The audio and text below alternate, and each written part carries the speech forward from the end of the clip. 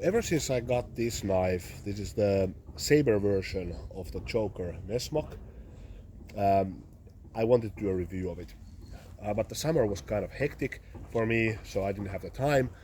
But then, yeah, I got this knife through trade, so the Scandi version. So now makes sense do also a comparison. So I was really impressed by this knife immediately, right out of the gate. So perfect fit and finish. Like really impressed that both of these have identically supreme fit and finish. So really impressed by that. I like the design. I like the handle shape. It's kind of a it's rounded enough. So this is really nice for long term like push cuts, etc. No hot spots. I like how this portion gets nicely to the palm. So it has this a bit, maybe even like a Canadian belt knife feel. The handle, nice the texture also of the curly birch, feels good quality curly birch. Then also like super functional, I would say. Like only thing these both lack is the pointy tip. So I haven't done any like processing of fish, for example, but this kind of tip not ideal. But all other things like really nice. So I'm doing now some food prep, and then I will do some feathers, batoning, and yeah, let's start with the food prep actually immediately. There has been so many questions in the channel of like which type of grind do I prefer, which grind is great for feathers, which is better for batoning, survival, slice things, etc. High Scandi, low Scandi, full convex, you name it. So lots of questions. So now I can do at least a bit comparison between these two. It's of course not clinical, but I'll do my best. Yeah, let's start with the Saber. This cucumber. I've already done some food prep with the Saber. The Scandi I haven't even tested it yet. Yeah, really nice. Really precise. I like the handle once again, I have to say. Like this is, if this would be a bit thinner, this would be a nice kitchen knife already. But this is good. This is extremely controllable. You know where the blade is going. It like follows your movement. Yeah, very good with food prep. For a thick blade, thick outdoor blade like that, it's not on a total, of course, Japanese kitchen knife level. Okay, now it's the Scandi. Exactly like would happen with Scandi. So the problem is with Scandi is that they just they don't follow the line, the cutting line that you are wanting to create. So they kind of are a bit hazard, they're a bit random, like the cutting line, and then you need to use force, like because of the shoulder gets stuck there, and then you need to use force, and then it often happens that the cut is then uneven, especially with the harder materials, like a harder food, like carrot, for example. The difference is massive, actually. But yeah, you can do it, but it's just annoying. You have to push it, and then it's a bit like behaves really random. With the Saber, very nice. This is, I have to say, I like this as a food prep knife a lot. Okay, with the tomato, let's start then with the Scandi. The first cut with the tomato, of the tomato. Both equally sharp. Yeah, you can do it, but already it kind of pushes the tomato already, kind of it gets a bit mushy.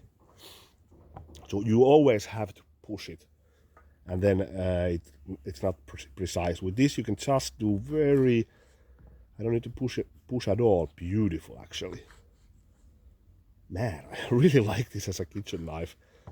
Maybe I'm starting to use this more often in the kitchen. Really beautiful. So this is nice. And this makes this so great as a camp knife, really. Yeah. And then let's check with the lime. Let's go through first. Yep, nice.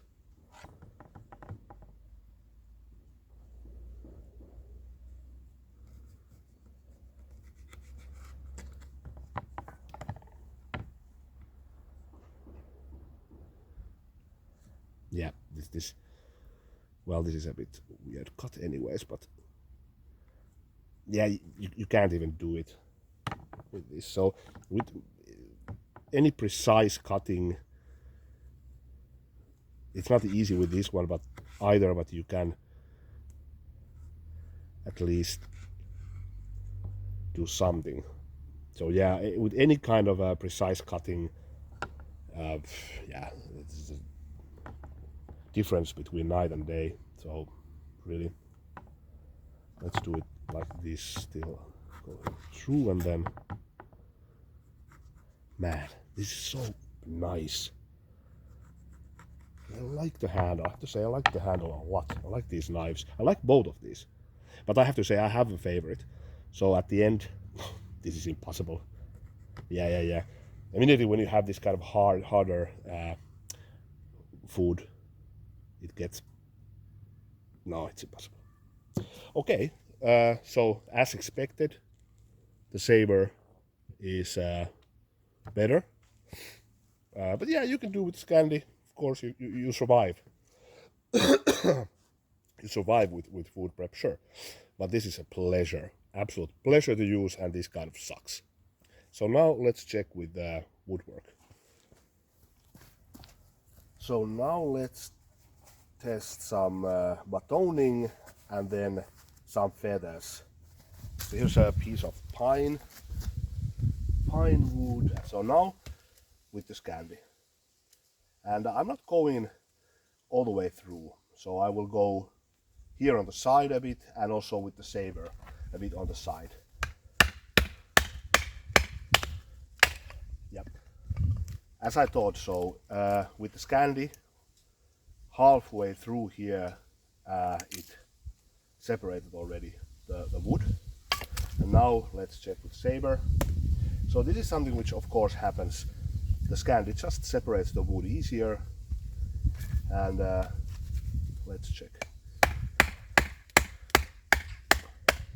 So with the Saber, yeah, it gets the job done, but it's just a tad bit, it gets stuck a bit there in the middle. Let's check a bit smaller wood. Like you see here, halfway through, it's split it, and let's check with Scandi.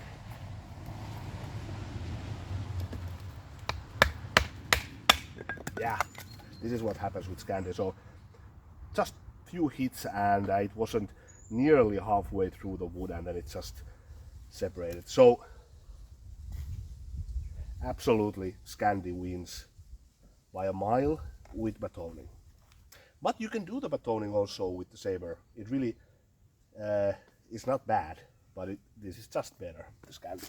But with Saber, yeah, you can also do batoning.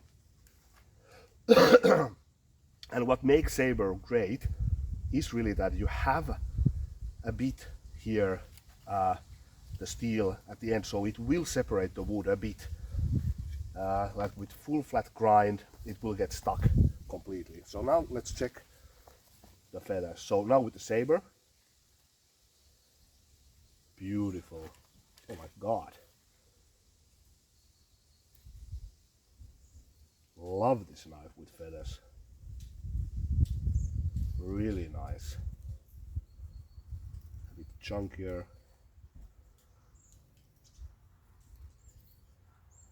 Delicate. Really nice. And now immediately with the Scandi on the same part of the wood. Also good.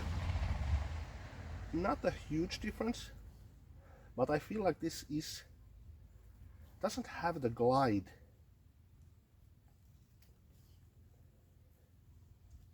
So I need to push this a bit more, and it tends to do these very kind of thicker feathers, if that makes any sense. With this, I feel like I can get this glide, look for example here, that is necessary for those very delicate feathers.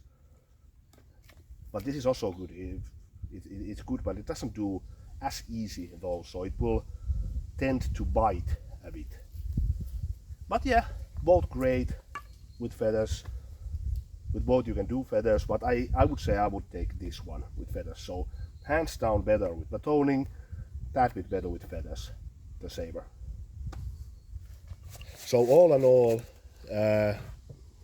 tough choice. Both great knives, but if I would have to choose my personal favorite, it definitely would be the Saber. So this is the knife that I would keep. It's just a bit more versatile, really. So as you saw, it's a light saber with slicing, beautiful.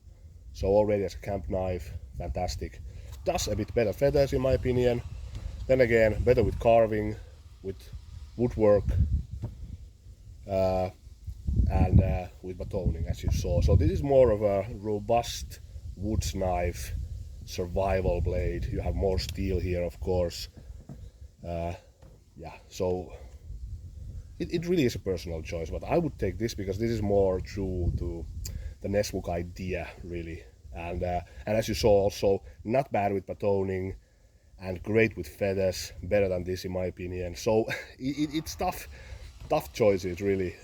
So you decide which you would think won this, because I don't think there's winners really. It's just a bit different for different jobs, but I would say both of these does a good job. Well, actually, with food prep this is kind of sucks. So already, like, I would say this is better with almost every fields. How would you say, like, how would I formulate? This is better all arounder, and there's no like big minuses. This doesn't suck on anything, but this then again sucks with food prep. So that's, maybe you could say this is then better, but I wouldn't say it, because then this is just better with woodwork. I would trust my life more with this if I would have a survival situation. So you choose, both are great. And by the way, the fire steel, both are really good with that. Sharp spine, really sharp, so no problem with that. Both great knives, can highly recommend both of these, but this is my favorite, the Saber.